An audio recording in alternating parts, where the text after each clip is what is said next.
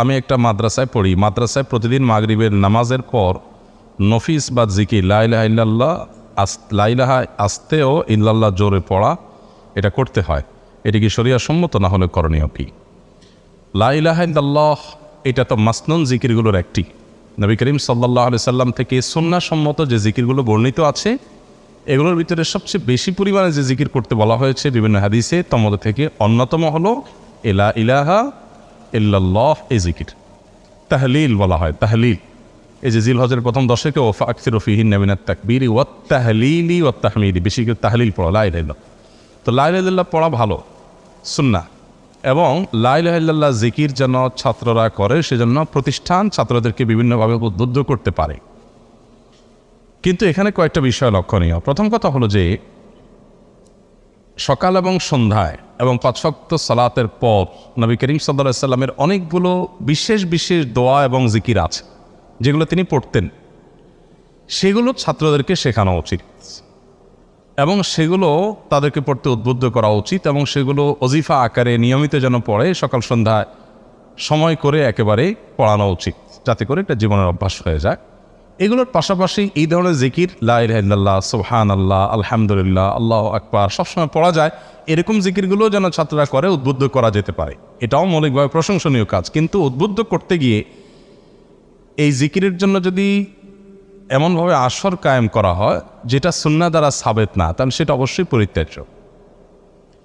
নবী করিম সাল্লাল্লাহু আলাইহি সাল্লাম বা খোলাফায়ে রাশেদা কিংবা সাহাবা একরাম ব্যক্তিগত এই জিকিরগুলো করার জন্য, সুবহানাল্লাহ বলার জন্য, আলহামদুলিল্লাহ, আল্লাহু আকবার, লা ইলাহা ইল্লাল্লাহ জিকির করার জন্য মজলিস করে সুরে সুর মিলিয়ে, তালে তাল মিলিয়ে, লয় তাল ঠিক রেখে একজনের সাথে সবাই এভাবে জিকির করেছেন কোনো হাদিস থেকে প্রমাণিত নয়। বরং বিভিন্ন সাহাবীরা এ ধরনের কর্মকাণ্ডকে খুব শক্তভাবে ইনকার করেছেন।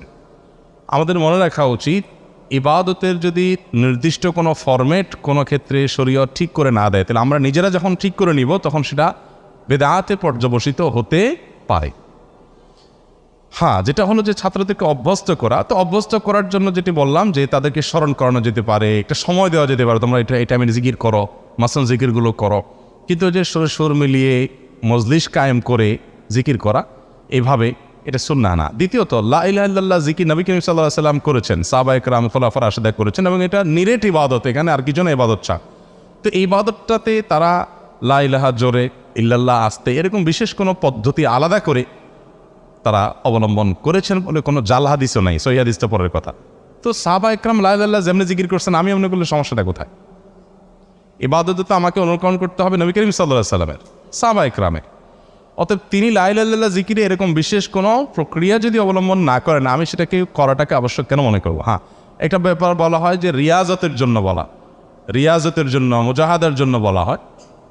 তো আসলে এই জিনিসগুলো যখন একটা সিস্টেমে পরিণত হয়, মানুষ এটাকে এমন একটা পর্যায়ে নিয়ে যায় যেটা বেদাত হওয়া ছাড়া আর কোনো উপায় থাকে না। আর সবচেয়ে বড় কথা হলো, লা ইলাহা ইল্লাল্লাহ সাধারণভাবে পড়ে যদি সাহাবা একরাম উপকৃত হতে পারেন, তা আমরা উপকৃত হব না? আমাদের আবার অসাধারণ পদ্ধতি বানাইতে হবে নিজেদের থেকে। তো এই বিষয়গুলো হলো বড় প্রশ্ন করার মতো বিষয়। এমনিতে তো আলহামদুলিল্লাহ লা ইলাহা ইল্লাল্লাহ জিকির যেমন প্রশংসনীয়, মাদ্রাসাগুলোতে শিক্ষার্থীদেরকে আমলে অভ্যস্ত করা, জিকিরে অভ্যস্ত করা, সেটা খুবই প্রশংসনীয় কাজ। কিন্তু সেই সাথে এটা তাগিদ দেওয়া উচিত যে এক্ষেত্রে সুন্নাহ এটা এবং শরীয়তের নির্দেশনা এটা, বিশেষ করে মাসনুন আমালগুলোর প্রতি খুব বেশি গুরুত্ব দেওয়া উচিত। আমি অনেক জায়গার কথা জানি যে সমস্ত জায়গায় আলহামদুলিল্লাহ সকাল সন্ধ্যা জিকিরের খুব এহতেমাম হয়, অনেকেই এহতেমাম করেন এবং পীর সাহেবের দেওয়া ওজিফাগুলো কখনো ছাড়েন না, এরকম অনেক লোককে আমি জানি। কিন্তু ওই লোক নবী করিম সাল্লাল্লাহু আলাইহি সাল্লামের দেওয়া সকাল সন্ধ্যার মাসনুন ওজিফাগুলো ঠিকমতো করেন না,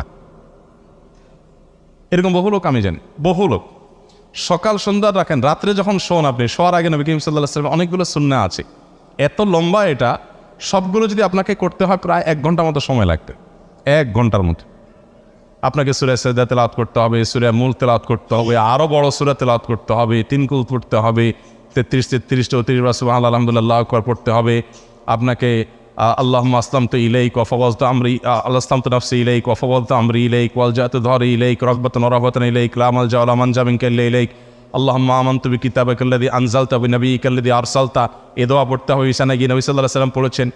কত দোয়া যে তিনি শোয়ার আগে পড়েছেন এবং কত আয়াত যে তেলাওয়াত করেছেন, সবগুলোকে একত্র করেন, অনেক সময় লাগবে পড়তে। কিন্তু এগুলো অনেকে এহতেমাম করেন না, নবী সাল্লাল্লাহু আলাইহি ওয়াসাল্লামের সুন্নাত। কিন্তু দেখা যায় যে নিজে থেকে বিভিন্ন ইবাদত রিয়াজতের উদ্দেশ্যে বা অন্য উদ্দেশ্যে আমরা এটাকে খুব বেশি দেওয়াম করি।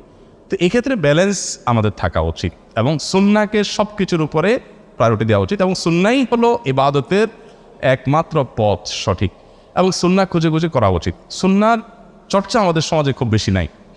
আপনি শুধুমাত্র যেই সমস্ত দোয়া নবী করিম সাল্লাল্লাহু আলাইহি সাল্লাম দৈনন্দিন পড়তেন এইগুলো যদি সব পড়েন, তাহলে সকাল থেকে রাত পর্যন্ত শতাধিক দোয়া পাবেন, যে 100 দোয়া ডেইলি আপনাকে মিনিমাম পড়তে হবে। বাজারে যেতে একটা, মসজিদে ঢুকতে, বাইর হইতে, টয়লেটে যাইতে, বের হতে, জামা কাপড় খুলতে, পড়তে, পানাহার করতে, মাঝখানে, শেষে, অজুতে, কত দোয়া। তো সে মাস্তুন দোয়াগুলোর এহতেমাম আসলে হওয়া উচিত। বাকি শর্ত সাপেক্ষে লা ইলাহা ইল্লাল্লাহ জিকির, সেটা শুধু জায়েজ না, বরং এটা সুন্নাহ, প্রশংসনীয়।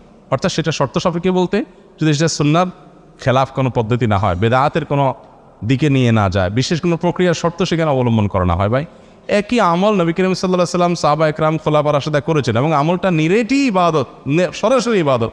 তো সেখানে আমি আবার আলাদা প্রক্রিয়া, কয়েকটা শর্ত, কয়েকটা প্রক্রিয়া সেখানে নতুন করে যুক্ত করা, এটা ইসলাম এর নির্দেশনা হতে পারে না। মা আতাকুমুর রাসূলু ফাখুযুহু ওয়া মা নাহাকুম আনহু ফান্তাহু। নবী করিম সাল্লাল্লাহু আলাইহি ওয়াসাল্লাম যা করতে বলেছেন ঠিক সেটাই আমাদেরকে করতে হবে। আল্লাহ আমাদেরকে আমলের তৌফিক দান করুন।